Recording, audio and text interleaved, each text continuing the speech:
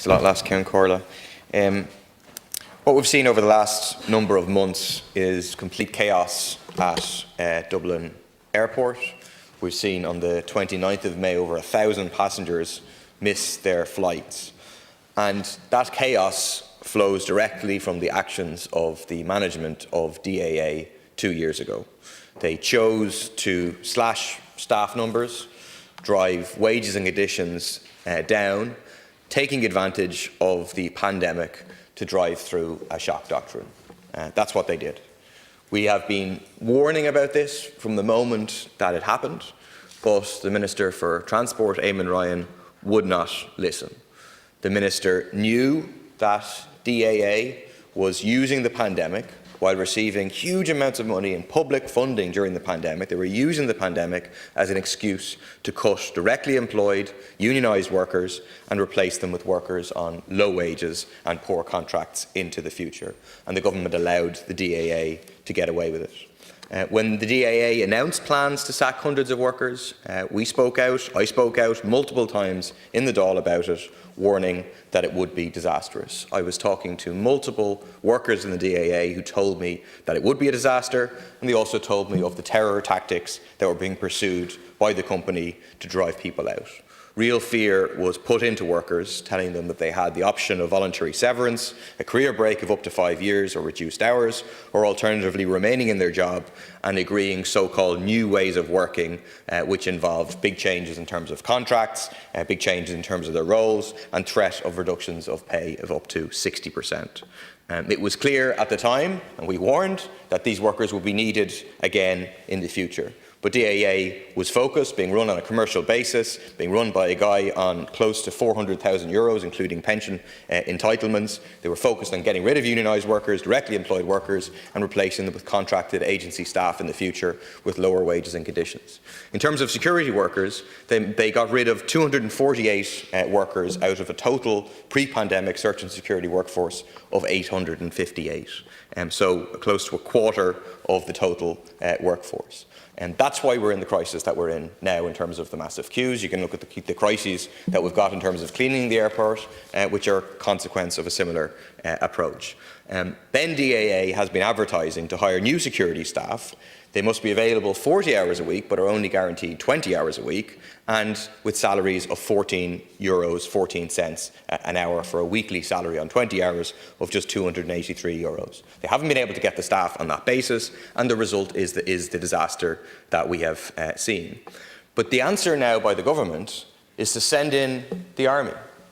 What this is papering over the problems that are a consequence of DAA's decisions. It's a short-term approach that could temporarily deal with the issues, but at the cost of long-term problems. The issue is the poor wages and conditions offered by DAA and the need to have more directly employed, full-time security staff.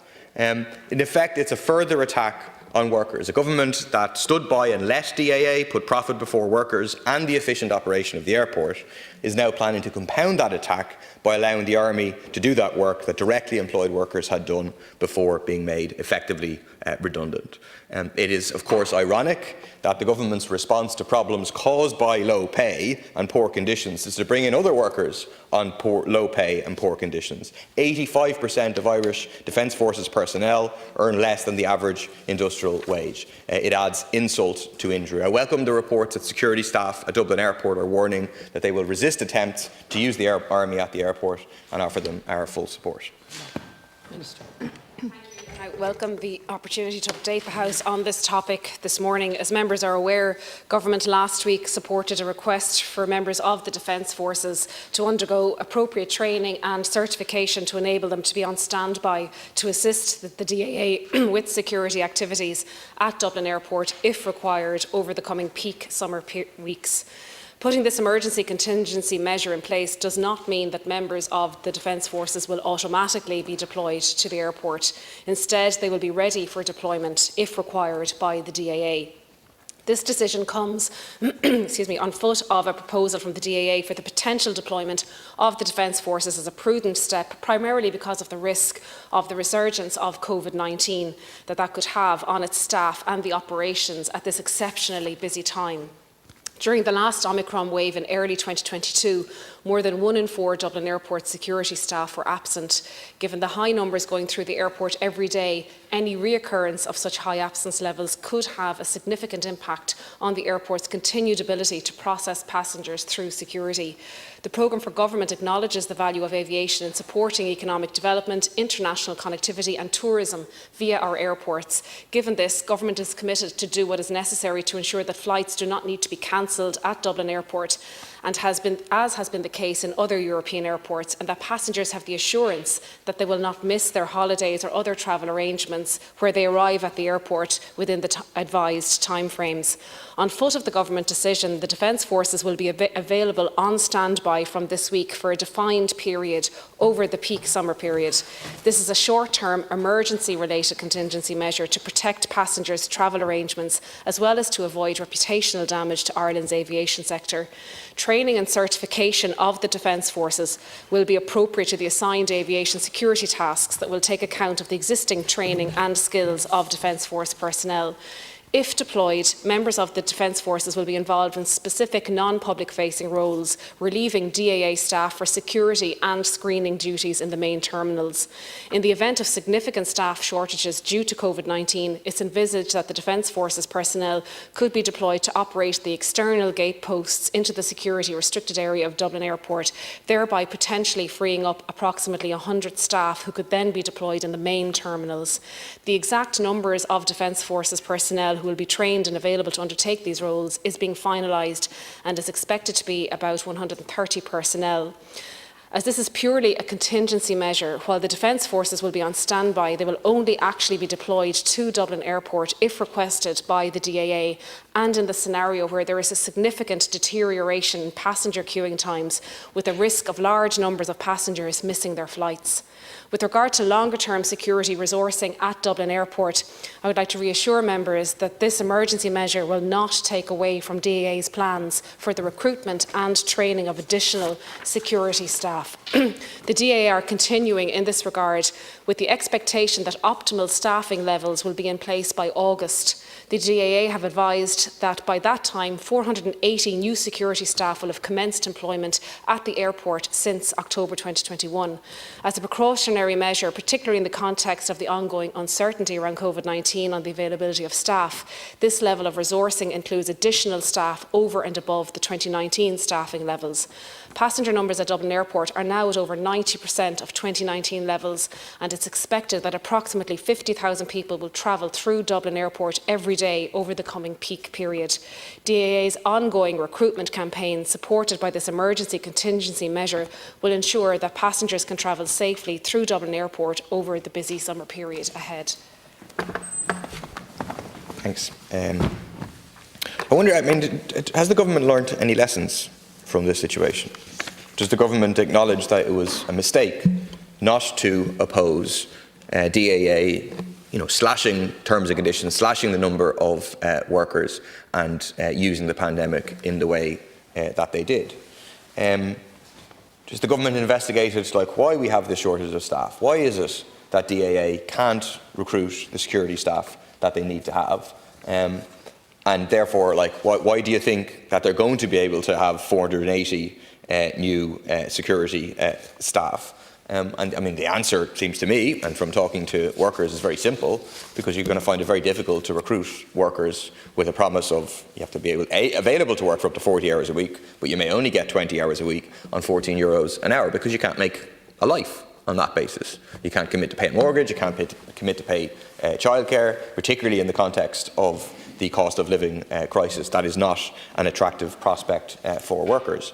And the problem is that with the government's approach in terms of sending in the army, also low-paid workers, the government is letting the DAA away with that and letting the DAA not address the central issue, which is that they use the pandemic to attack wages and conditions, aren't able to attract staff, and still won't be able to attract staff unless they offer decent terms and conditions. So will the government be asking DAA to ensure that people guaranteed 40 hours a week, for example, and so that they can build a life around that?